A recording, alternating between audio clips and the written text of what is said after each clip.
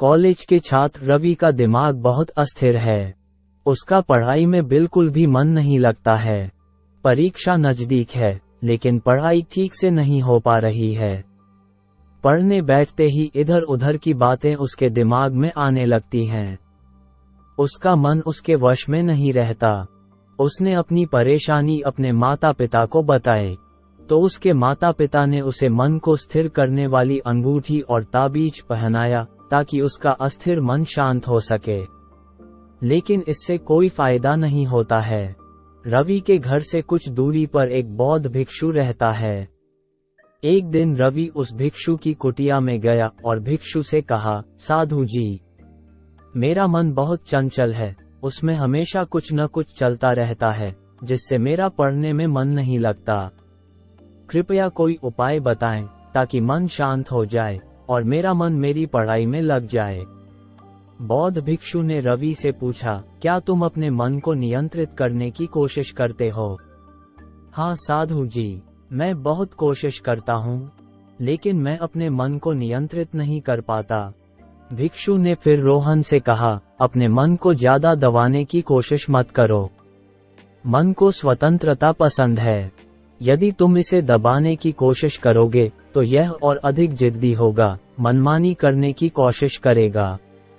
तो क्या मैं अपने मन को वह करने दूं, जो वह चाहता है? मैं अपने मन के अनुसार चलने लगूं? इससे तो जिंदगी बर्बाद हो जाएगी।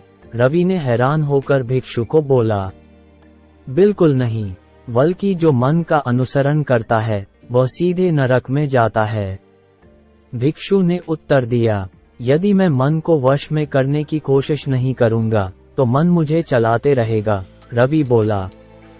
तब भिक्षु ने कहा, तुम मन के पीछे नहीं जाओगे, तुम अपने रास्ते पर चलो। मन को मत रोको और उसके पीछे भी मत जाओ। मन एक छोटे बच्चे की तरह है। एक बच्चा अपनी माँ से कोई अनुचित जिद करता है। अगर माँ उसकी जिद नहीं सुनती है, तो वह और भी ज्यादा जिद करेगा, और अगर माँ बच्चे को पीटने लगे, तो बच्चा रोएगा और घर को अपने सिर पर उठा लेगा। इससे माँ और बच्चा दोनों परेशान होंगे। लेकिन अगर माँ बच्चे की अनुचित जिद को नजरअंदाज करती रहे और अपना काम करती रहे, तो बच्चा कुछ देर रोएगा, जिद करेगा। फिर जब उसे वो चीज नहीं मिलेगी, तो वह शांत हो जाएगा। तो इसी तरह तुम भी अपना काम करते रहें, अपनी पढ़ाई पर ध्यान दें।